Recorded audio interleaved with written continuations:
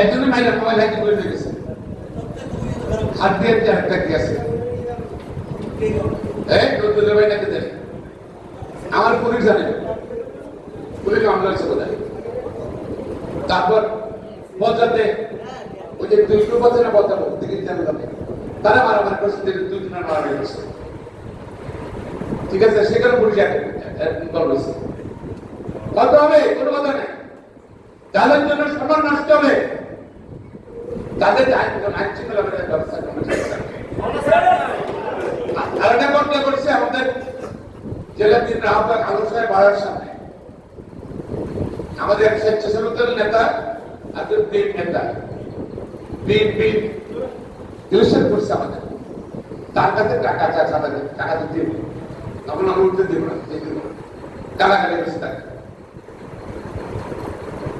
গালাগালি করছে, লক্ষ টাকা করছে। এখন নাম বলতে চাই না, নাম বললে তো